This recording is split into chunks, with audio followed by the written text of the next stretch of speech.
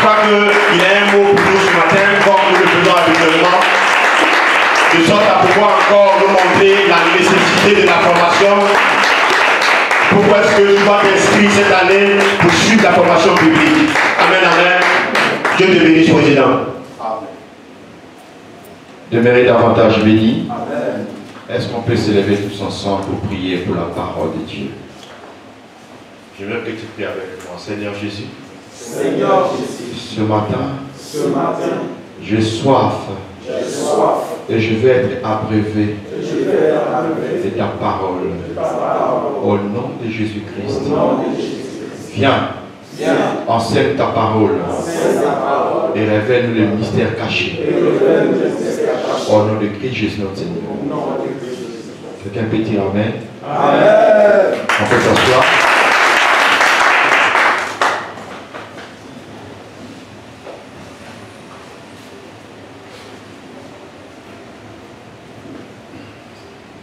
Que le Seigneur bénisse sa parole. Amen. Je voulais amener tous les étudiants à comprendre une chose. L'Institut biblique La Parole Authentique, cet institut est basé sur le message de la réforme. Pour réformer l'Église de Jésus. Qui parle de la réforme, c'est de ramener les choses telles que ça a été au commencement.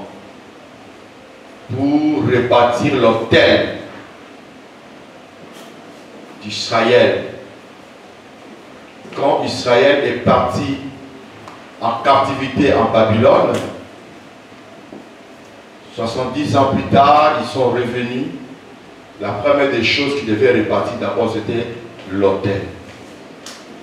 La Bible nous dit qu'ils ont rebâti l'autel sur ses anciens fondements. Et nous voulons revenir sur le fondement ancien, qui est le fondement des apôtres. Tout ce qui a une déviation, où les gens ont laissé le fondement des apôtres pour faire autre chose, nous, notre mission de les ramener dans le fondement des apôtres, où l'Église est édifiée. C'est ça, la vision même de l'Institut. Amen. L'Institut te donne des équipements, étant pasteur. Comme le directeur l'a dit tout à l'heure, on ne fait pas de toi un pasteur parce que, selon les Écritures, personne ne peut faire de son ami un pasteur. Ni un prophète, ni un docteur. Mais nous, on te donne des équipements par rapport à la paix que tu as reçue de la part de Dieu pour que tu sois utile dans le corps du Christ. Amen. Si tu es pasteur, tu es docteur, tu es prophète, tu es évangéliste, nous sommes là pour vous équiper, pour que vous soyez efficaces. Et les enseignements que nous donnons ici, frère, ça va t'aider à affronter n'importe qui soit pasteur, qui soit prophète, qui soit, comment on appelle ça, docteur en théologie, en divinité, en quoi. Tu vas l'affronter sans problème. Parce que ce sont des enseignements solides. Et Dieu bénit sa parole. On va s'élever maintenant. On va s'élever s'il vous plaît. Nous allons prier pour la parole de Dieu.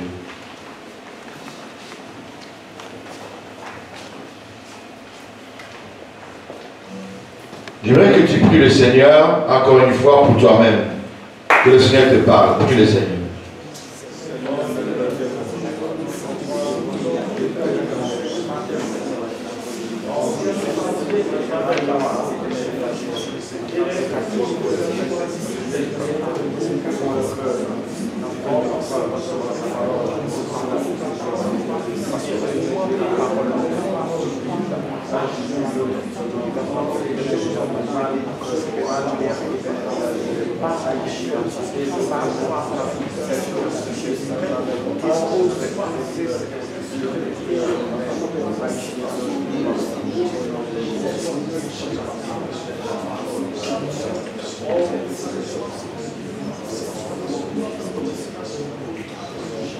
Seigneur, merci pour ta parole et nous croyons qu'elle nous fera du bien ce matin.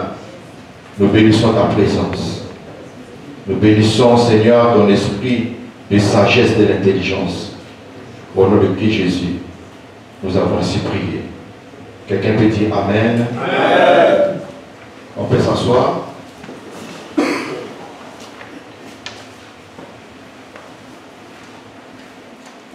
Je vais développer un thème très puissant et très profond que j'ai intitulé Jésus-Christ dans la peau de Joseph. Je réponds pour quelqu'un. Jésus-Christ dans la peau de Joseph. Vous savez, notre Dieu, c'est un Dieu mystérieux. Un Dieu qui se cache et qui se révèle à son peuple. Amen. Quand on dit Jésus-Christ dans la peau de Joseph, ça ressemble un peu à l'évangile de Jean, chapitre 1er, le verset 14. La parole s'est fait chair. C'est-à-dire, dans la personne de Jésus-Christ,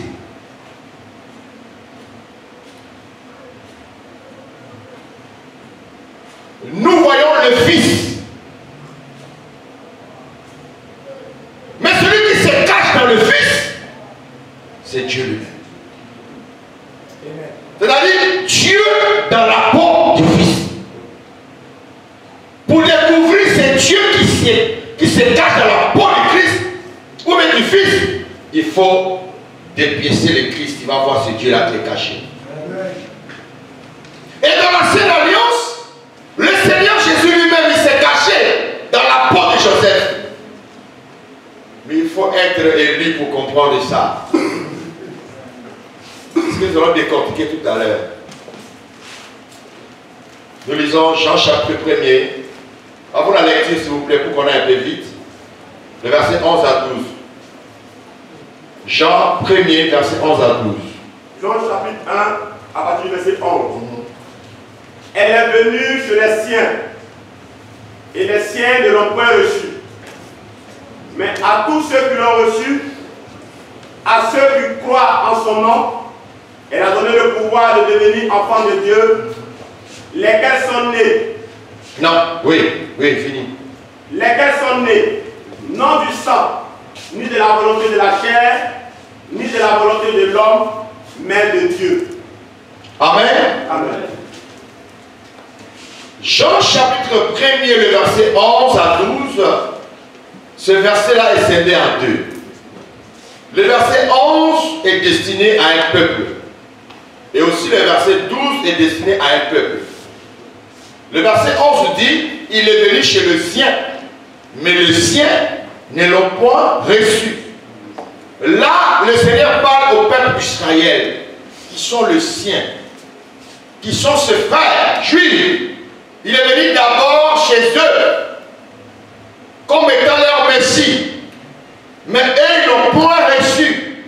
Maintenant, quand il dit, à tous ceux qui l'ont reçu, il parle aussi à notre peuple. Amen.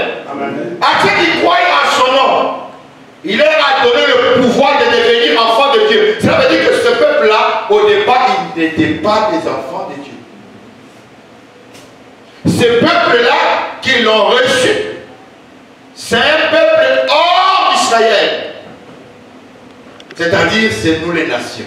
Dites Amen. Amen. Oh, c'est merveilleux. Vous savez, notre Dieu, c'est un Dieu qui se cache. Il se révèle à ses élus. Pendant qu'il était encore chez le sien, nous restons au verset 11. Il dit, il est venu chez le sien, mais les siens ne l'ont point reçu. Pendant qu'il était encore parmi les siens, or les siens attendaient le Messie. Les siens attendaient un David qui allait se mettre devant eux pour combattre le peuple romain, pour leur arracher le pouvoir. Comme David le faisait, ils attendaient David. Mais ils ne savaient pas que celui qui était avec eux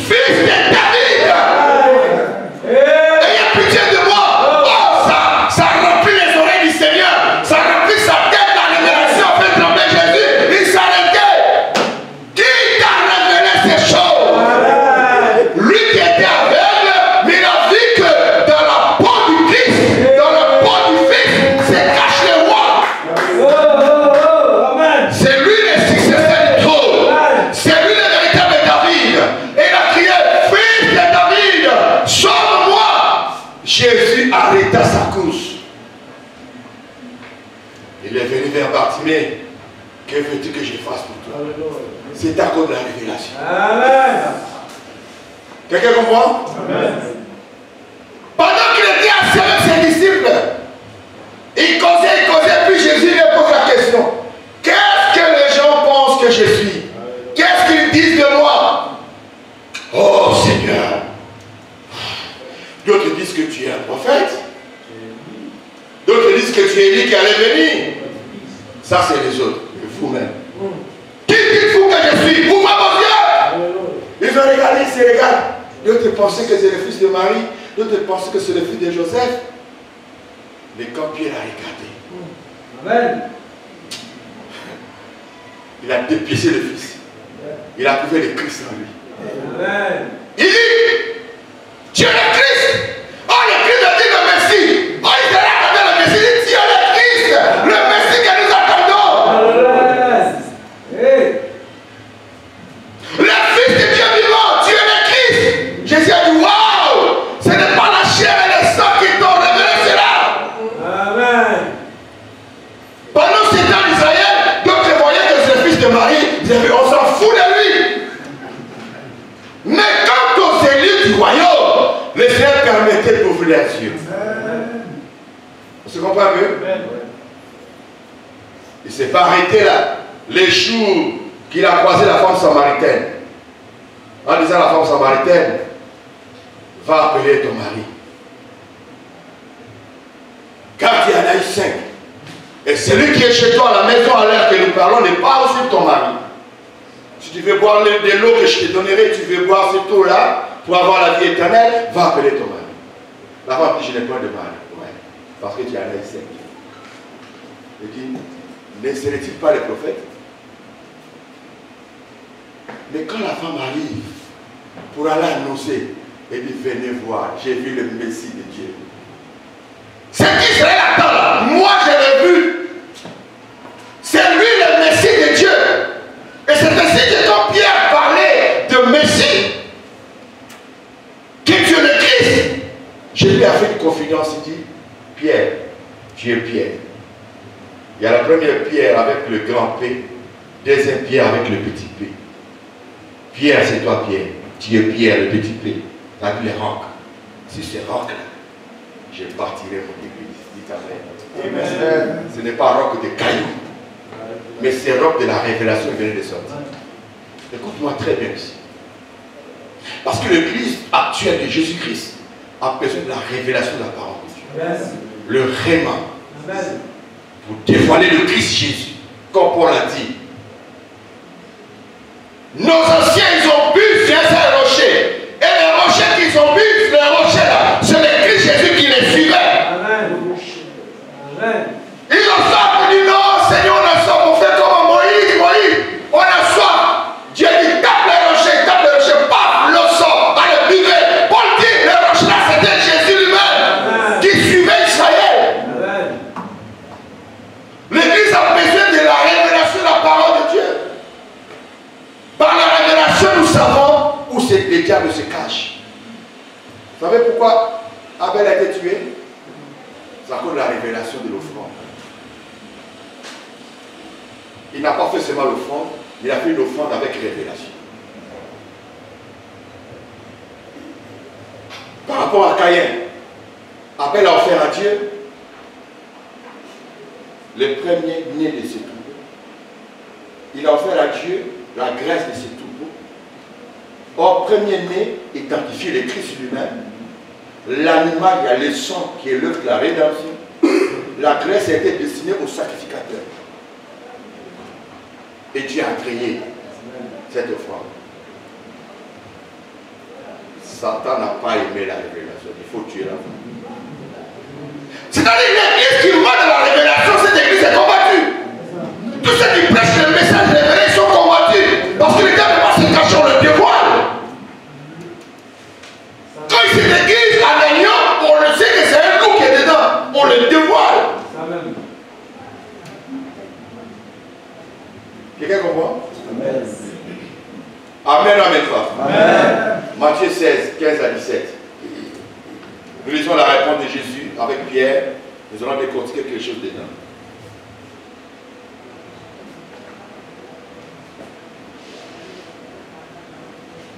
Matthieu combien? Matthieu 16, 15 à 17. Matthieu 16 à partir du verset 15. Et vous, leur dit-il, qui dites-vous que je suis? Simon-Pierre répondit, tu es le Christ, le Fils du Dieu vivant. Jésus, reprenant la parole, lui dit, tu es heureux, Simon, fils de Jonas, car ce ne sont pas la chair et le sang qui t'ont révélé cela, mais c'est mon Père qui est dans les cieux. Oui, vas-y. Et moi, je te dis que tu es Pierre. Moi, je te dis que tu es Pierre. Et que sur cette pierre, Pierre, je bâtirai mon église.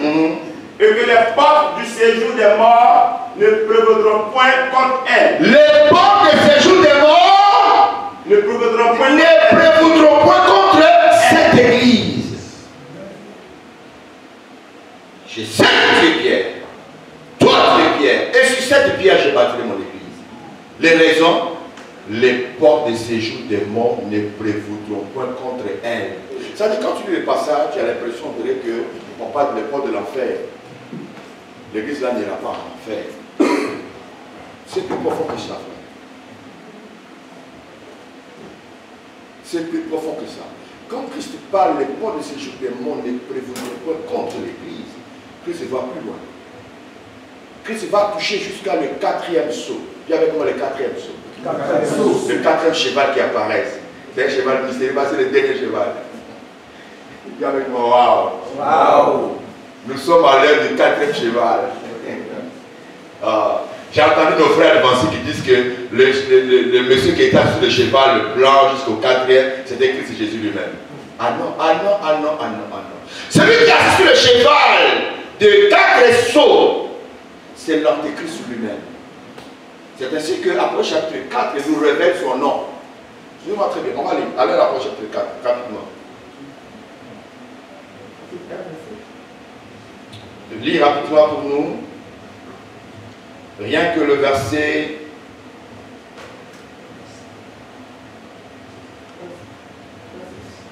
Verset 6, voilà. Non, verset 7, 8.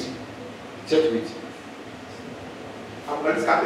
Après 4. Non, 6. Ouais, 6. Ouais, 6. C'est le 4e saut. Oui. Voilà, verset 7 à 8. Après 6, à partir du verset 4. Non. Après chapitre 6, verset 7 à 8. Et quand il ouvrit le 4e saut, j'entendis la voix du 4e être vivant qui disait, viens. Je regardais et voici parut un cheval d'une couleur pâle. La couleur pâle, c'est la mort. Quand un homme meurt, il devient pâle. Tu veux bien. Celui qui le montait se nommait la mort. Celui qui le montait se nommait quoi? La mort. Donc, peut-être que Christ peut être la mort. On est d'accord? Ensuite, nous avons l'Apocalypse chapitre 19, je crois. On dit, celui qui montait sur le cheval blanc s'appelait la parole de Dieu. Son nom est la parole de Dieu. Ça, c'est le Christ. Mais ici, c'est l'antéchrist lui-même. Mais à la fin, on nous a donné son identité. Celui qui montait sur le cheval pâle, son nom était là. Maintenant, regarde ce qui l'accompagnait. Regarde. Et le séjour des morts l'accompagnait. Qui l'accompagnait? Le séjour des morts. Il dit, je bâtirai sur cette pierre mon nez, et le port de séjour des morts ne prévaudront pas contre elle. Mais qui accompagne la mort? C'est le séjour des morts qui est fait l'accompagner avec la mort. La mort, c'est lui-même l'antéchrist, frère. Je veux que vous compreniez quelque chose aujourd'hui. La mort, c'est lui-même l'antéchrist. Les séjours des morts qui l'accompagnent, ce sont les faux prophètes, les faux docteurs, les faux apôtres, les archibishops et les archevêques, les choses qui n'ont rien à voir avec Dieu, qui accompagnent la mort dans le but de conduire l'église de Dieu dans le gouffre. Est-ce qu'il y a quelqu'un qui me suit? Amen. L'église dans la révélation ne peut pas se laisser accompagner par le séjour des morts parce qu'ils comprennent qui il est cet homme-là. Vous avez entendu parler de l'antéchrist, la Bible dit, ils sont déjà là, ils sont nombreux. Alors rapidement, on va aller quand même beaucoup là. 1 Jean chapitre 5, chapitre 1, verset 18. 1 Jean 5, verset 18. Nous savons que quiconque est né de Dieu ne pêche point. Mais celui qui est né de Dieu s'égare lui-même et le malin ne le touche pas. Vas-y. Nous savons que nous sommes de Dieu et que le monde entier est sous la puissance du malin. Nous savons aussi que le Fils de Dieu est venu. Oh là. Tu es là où ça? 1 Jean 7. 1 Jean 1. 7. 1 Jean 1. 1 Jean 1, 18. 1 Jean 1, verset 18.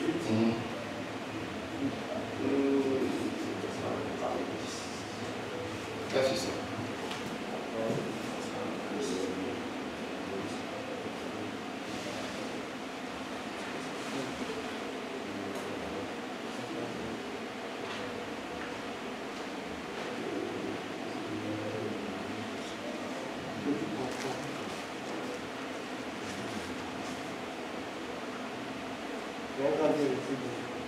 Combien?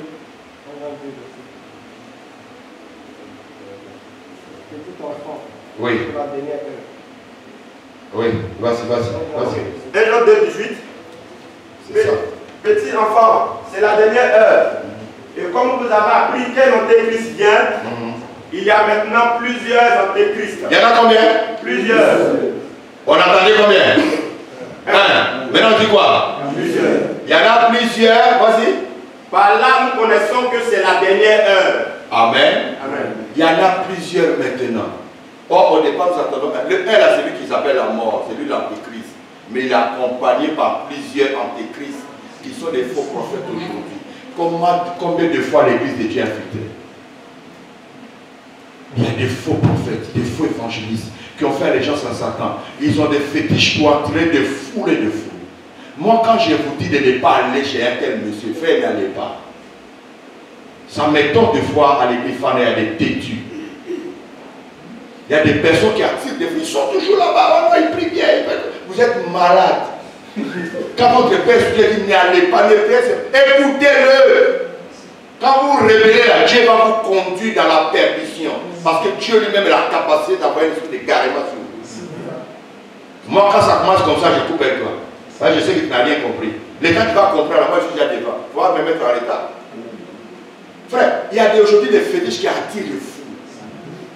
Tu envoies un pasteur, il prêche rien de bon. Mais tu vois là, en fou, les gens sont là jusqu'à dire ouais, c'est ça. Ce n'est pas synonyme de la vérité. Est-ce que par ce message, les gens sont convertis? Si toi qui suis la foule dans ta maison, tu es devenu rebelle, tu n'écoutes même pas ce qu'on te dit. C'est que le message que tu suis là, c'est un faux. Il n'y a pas à discuter. Il faut écouter ton père spirituel et te dire, il faut attention. Toi, tu veux faire ta tête parce que tu es à qui? Tu appartiens à qui? Celui que Dieu a placé devant, tu ne l'écoutes pas. Dieu te rejette. Il ne faut pas penser que non, Dieu il est direct avec non, moi je suis direct avec lui. Non. Dieu ne fonctionne pas comme ça. Dieu a mis des serviteurs, des surveillants, des sentinelles pour veiller sur ton âme. Tu dois les écouter. Amen. Amen. Il y a des fétiches pour faire marcher les paralytiques.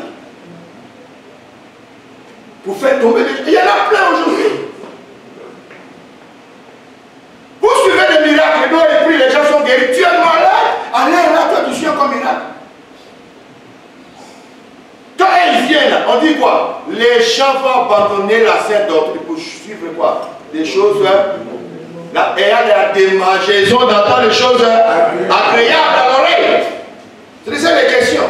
Vous allez voir que à chaque fois dans les 4 sauts, premier, deuxième, troisième, quatrième saut, à chaque fois que l'antéchrist apparaissait avec le cheval, il y avait toujours un être vivant qui a annoncé l'antéchrist et ses œuvres. L'être vivant vient pour contraindre, contrecarrer les œuvres de l'antéchrist. Et dans les derniers temps, il y a des vrais serviteurs qui ont la révélation dans les 5 ministères pour contrarier les œuvres de l'antéchrist, les amener vraiment en arrière pour ne pas que le séjour des morts accompagne l'église de Dieu. Parce que la Bible nous dit qu'il a l'épée pour frapper. Or l'épée c'est le type de la parole. Ça veut dire qu'il prêche une parole de la mort. Quand tu suis, ça commence bien à arriver à la fin, là c'est la mort.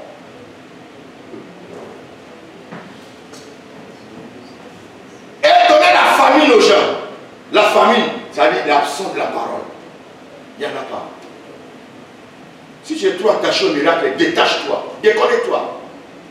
Moi j'aime quand il prie les gens comme j'aime les miracles, déconnecte-toi. Connais-toi la parole authentique. Les miracles c'est fait, c'est la publicité pour ceux qui sont encore gagnés au Seigneur. C'est pour les gagner au Seigneur. Toi qui es déjà assis là, ce n'est pas à ton niveau.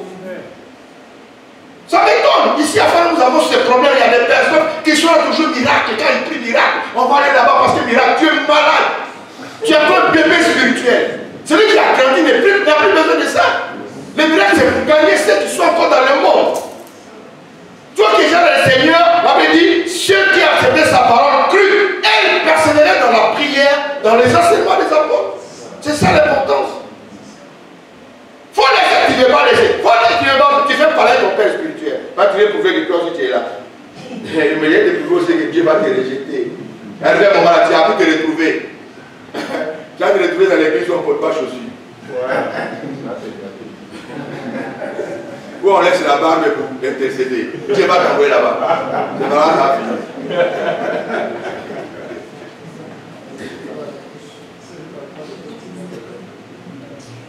Gloire à Jésus. Les 5 ministères sont là pour contrecarrer ces œuvres-là. Pour ne pas que les séjours des morts accompagnent l'église de Dieu.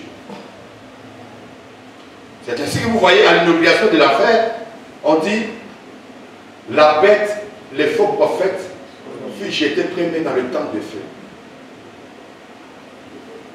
Un archevêque, c'est écrit où là? Un archbishop, c'est écrit où là? Les tenues de l'ancien sacerdoce, là, c'est ça, les gens portent. Là, on voit que non, là-bas, il y a l'outil. On fait consécration dans la personne l'épée. Là, on croit que c'est normal. Épée de David, c'est écrit où épée de David? Pourquoi vous croyez des choses qui ne sont pas bibliques? C'est ceux-là, les séjours des morts qui accompagnent la mort. Ceux-là. N'y allez pas là-bas. On n'a pas besoin d'être dans une église parce que c'est connu. Là, au moins, tu as ta dignité.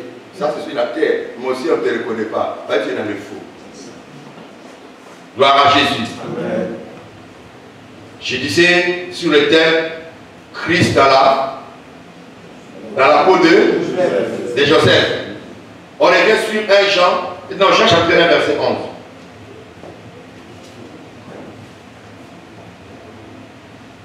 Jean chapitre 1 verset 11. Elle est venue chez les siens, et les siens ne l'ont point reçue. Mais à tous ceux qui l'ont reçue, à ceux qui croient en son nom. Non, le verset 11 d'abord. On va prendre le verset 11, après on va prendre le verset. Bon, fini avec lui.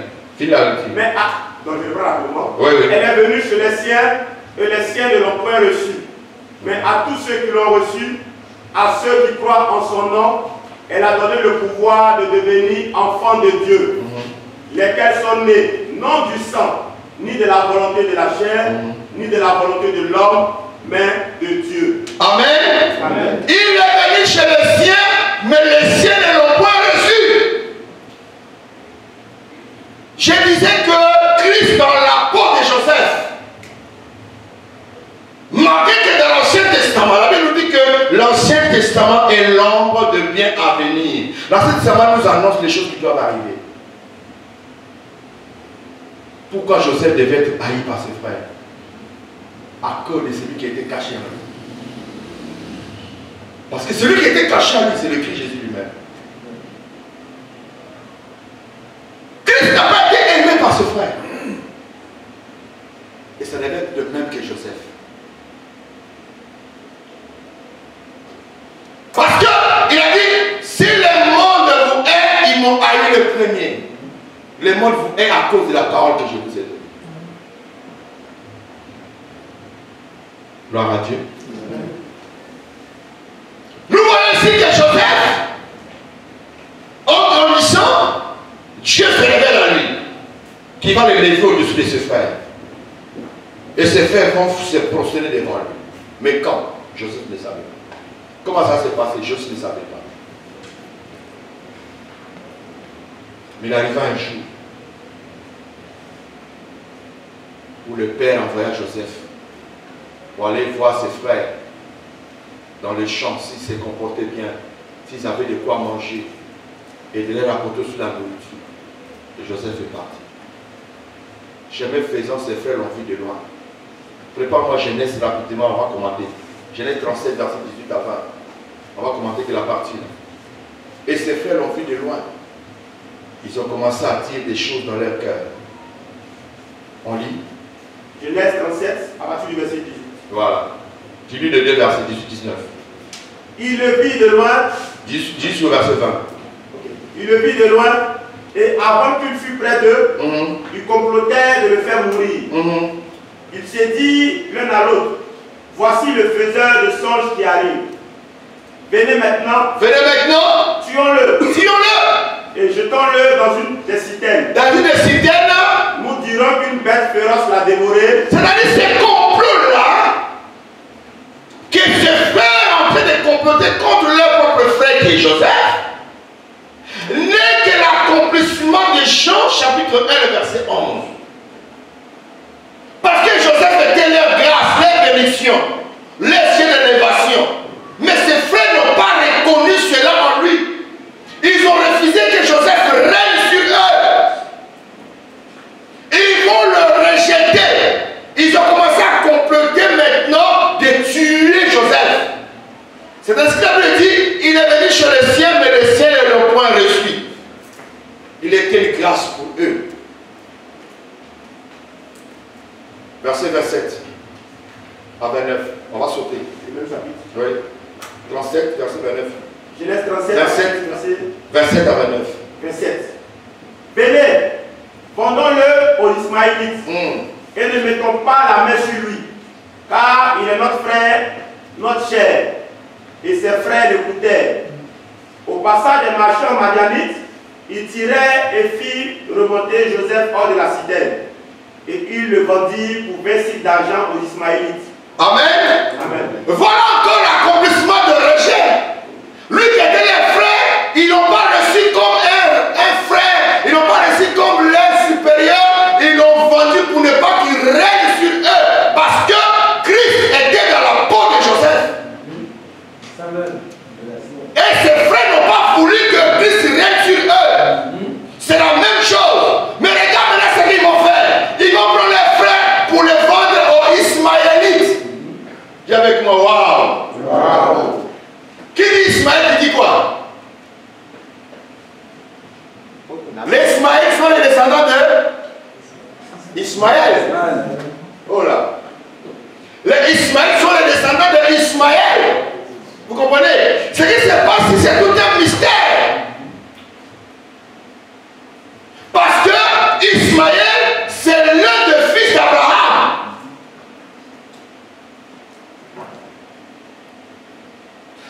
Qu'il a engendré avec une autre femme des nations qui est Agar. Et cette femme était égyptienne. Quelqu'un me suit?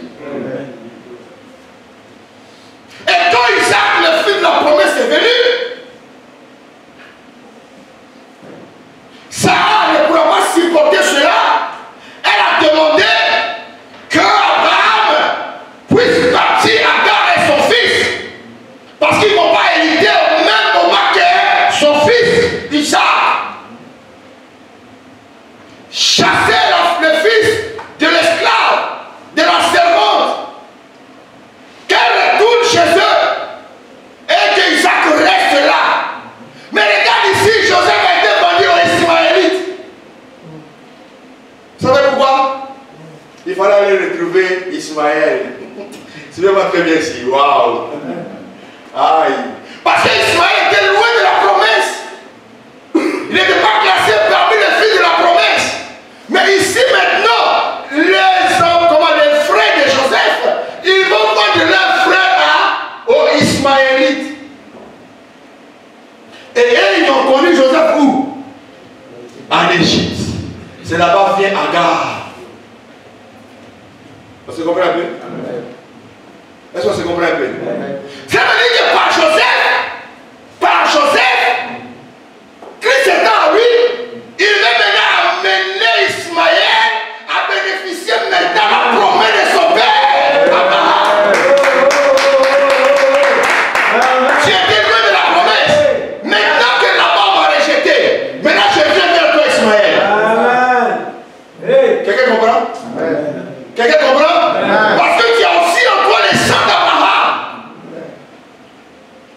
Mais en le vendant maintenant vers les Ismaélites n'ont l'Égypte. Les Égyptiens l'ont réussi.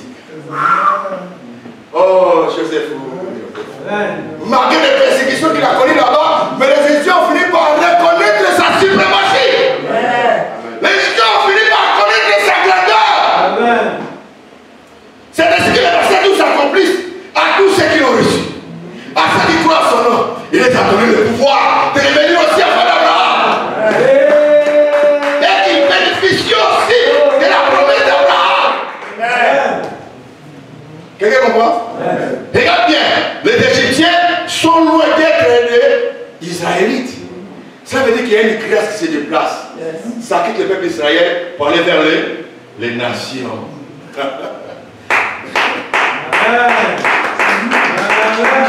C'est-à-dire Joseph dans le pot de Christ, il a reçu maintenant à aller retrouver Ismaël, la descendance d'Ismaël, pour leur dire que vous avez droit aussi à la promesse. Comme j'ai été rejeté de l'autre côté, maintenant je viens vers vous. L'Égypte envers ses bras. Amen. Il dit non, tu reconnais, tu dois régner ici à nous devant, tu vas régner ici à maître.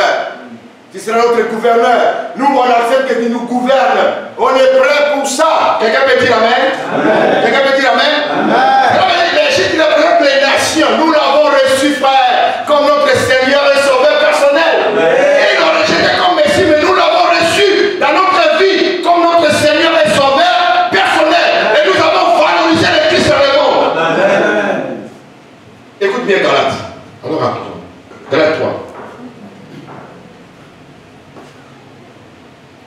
Verset 28 à 29. Dans le chapitre 3, à partir du verset 28. Il n'y a plus ni juif, ni grec. Il n'y a plus ni esclave, ni libre. Il n'y a plus ni homme, ni femme, car tous vous êtes un en Jésus-Christ. Et si vous êtes à Christ, vous êtes donc de la postérité d'Abraham. Ah, si vous êtes à Christ, vous êtes donc un de la postérité d'Abraham. Ah, Ismaël est aussi la possédée d'Abraham. Ce n'est pas fini. On continue. Héritier selon la promesse. Héritier selon la promesse. Oh, ici, les Galates sont des nations, ils ne sont pas Israël. Il dit si vous êtes à Christ, vous êtes aussi d'office le fils d'Abraham, de héritier de la promesse. C'est-à-dire que nous restons dans la promesse de Dieu. Voilà pourquoi Christ, dans la peau de Joseph, il devait se retrouver en Égypte pour suivre Ismaël.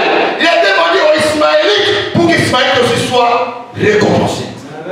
Et qu'il bénéficie de la grâce de son père Abraham. C'est ce que nous sommes, toi et moi. Dis ta main très fort. Dis ta main très fort. Nous sommes les Ismaélites. Ce n'est pas dans le sens de l'islam. Non, dans le sens prophétique. Parce que nous sommes aussi la descendance d'Abraham.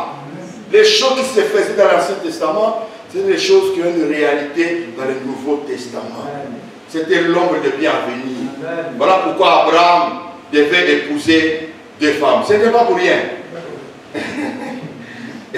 Il a pris Agar comme servante esclave, ou il a fait Ismaël. Ce n'était pas pour rien ces choses-là. Amen.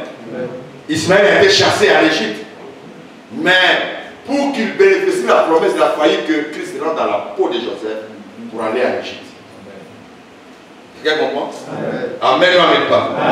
C'est ainsi que nous sommes attachés à lui. Maintenant, suivez. Oh, ça c'est merveilleux. Éphésiens 2, verset 14 à 16. On va lire ça d'abord, puis je vais expliquer. Je vais expliquer, puis on va revenir. Éphésiens 2, verset 14.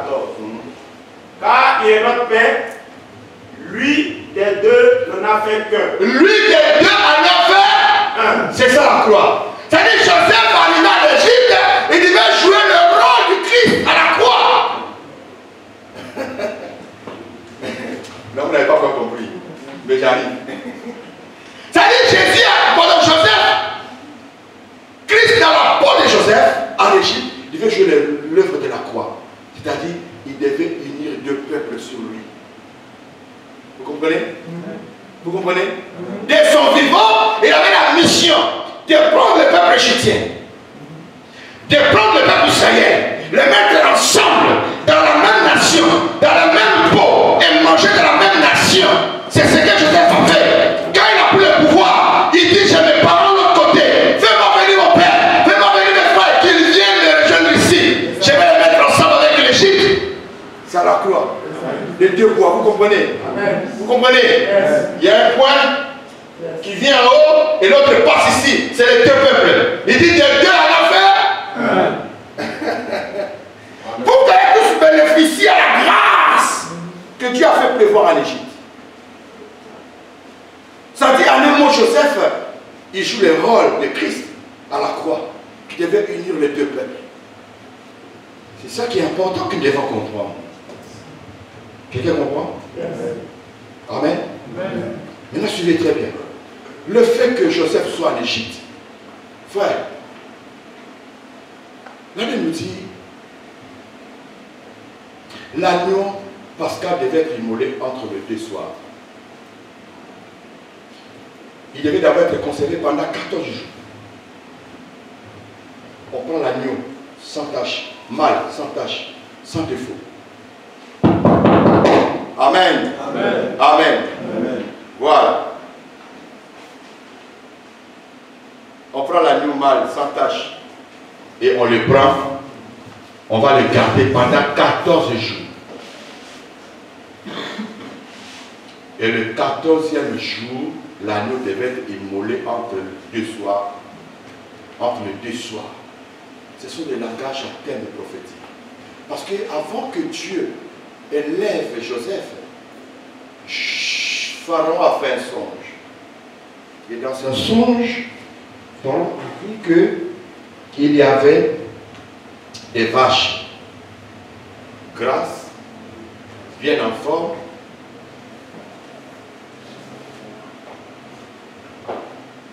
et l'autre côté, il a vu des vaches chétives, maigres, et les herbes étaient sèches. Je coupe ça en bref. Le pharaon était troublé dans son rêve, il était dans l'obligation de chercher l'interprétation. Et c'est le prisonnier Joseph qui a vu l'interprétation. Il dit de cette vache grasse, en forme,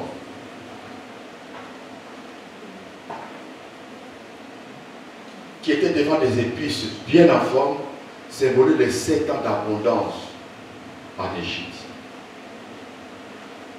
Et les 7 vaches chétives représentent les 7 ans de sécheresse, qui veut dire tout simplement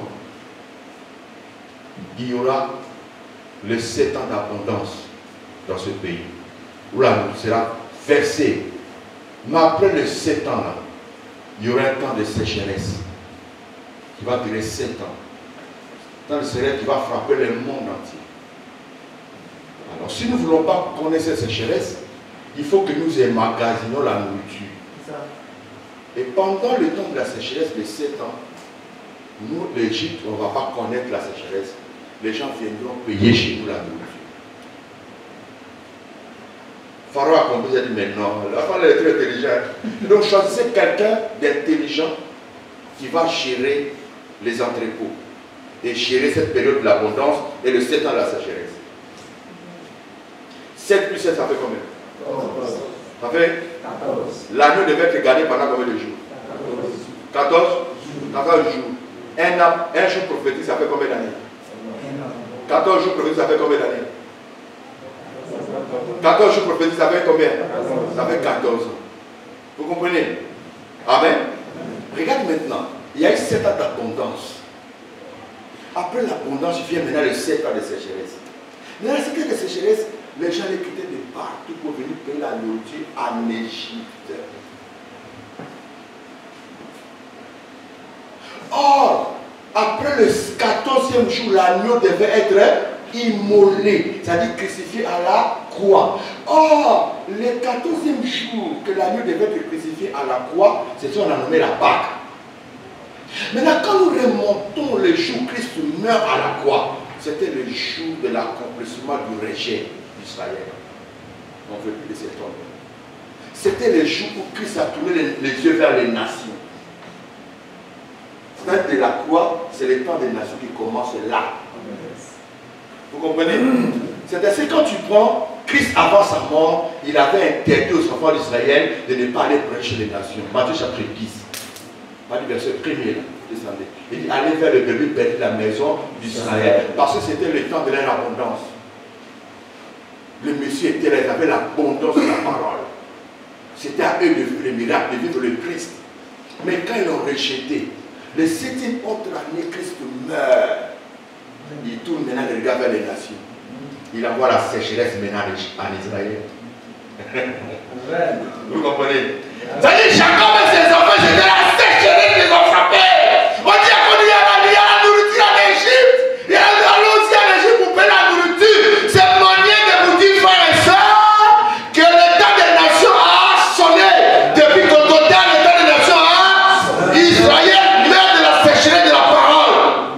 Ils n'ont plus rien là-bas. Pour être nourris de la parole, ils doivent venir vers nous les nations. C'est nous qui possédons maintenant la nourriture des Écritures. C'est nous les nations qui allons donner la parole authentique. Vous leur dites que vous étiez aveuglés. Voilà le Christ que vous avez rejeté. C'est lui le véritable Messie. Vous comprenez? Est-ce que vous comprenez?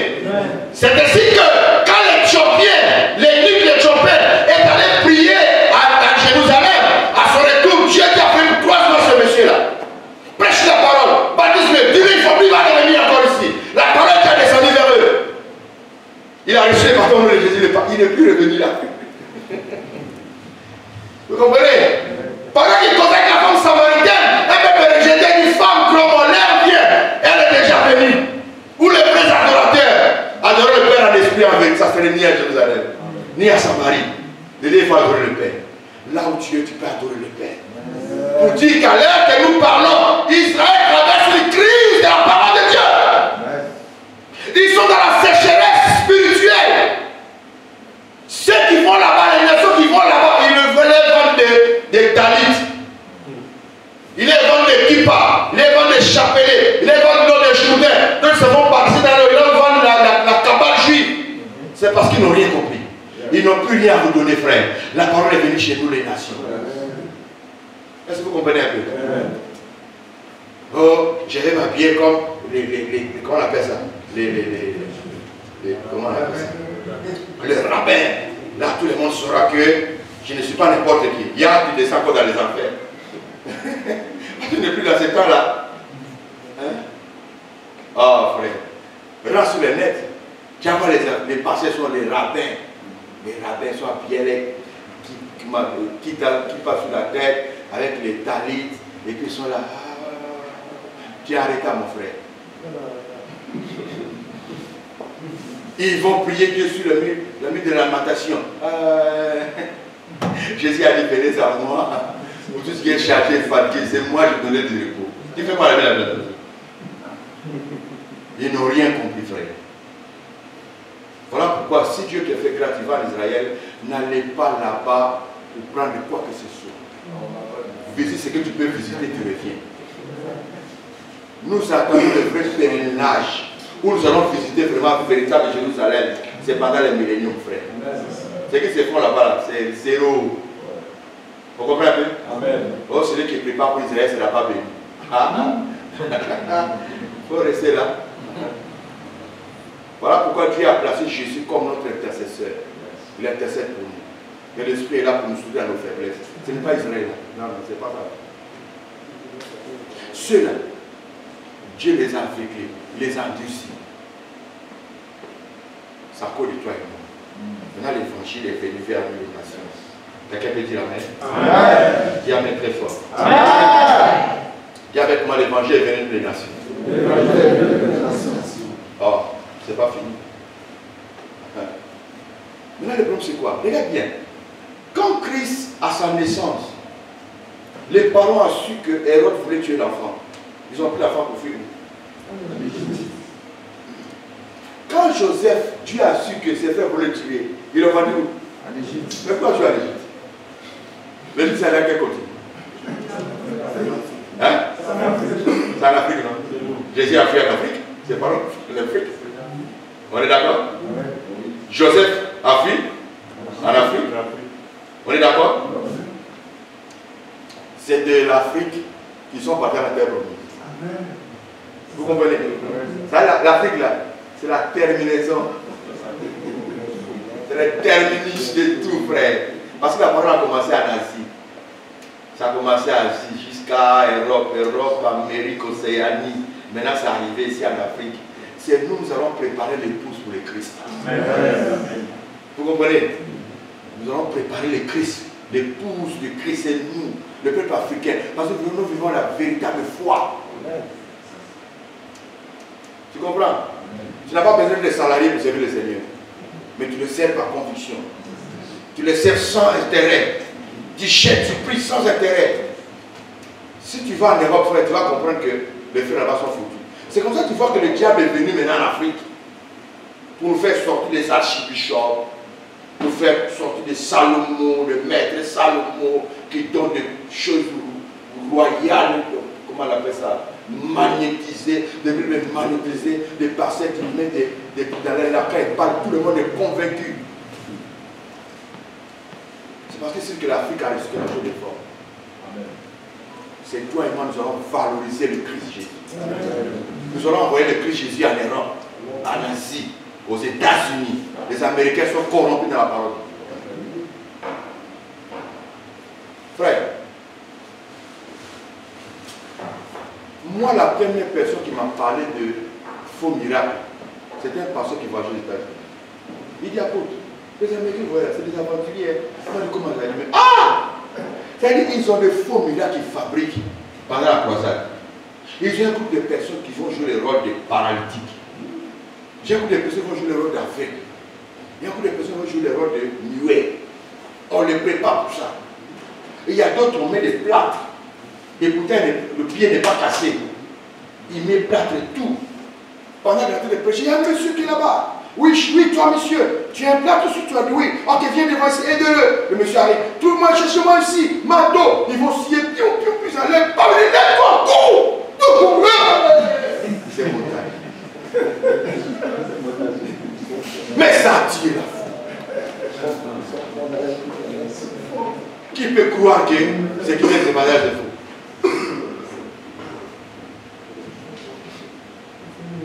Envoyez-moi bien ça vient d'ici. Ils savent déjà qui ils vont envoyer. Envoyez-moi bien ça vient d'ici. Bien. Monsieur, regarde bien. Regarde bien. Ça c'est quoi? Il faut compter 1, 2, 3, 5, 6, 7. Allez, 10, on a amen.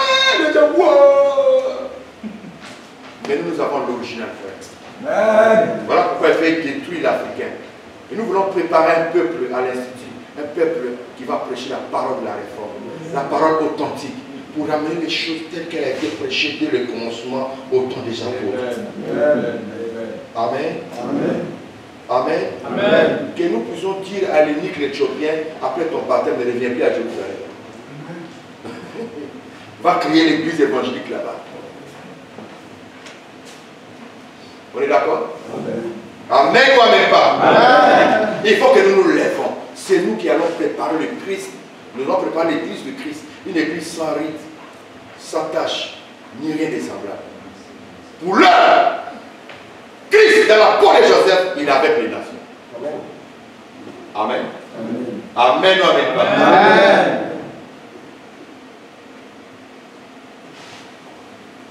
C'est quand nous serons enlevés, ça sûrement il aura les regards maintenant vers le peuple d'Israël. Mais pour l'heure, la femme, épouse de Christ, c'est nous l'église des nations. Les yeux du Seigneur est sur nous. Ne faisons pas comme les autres. Que Dieu bénisse sa parole. Amen.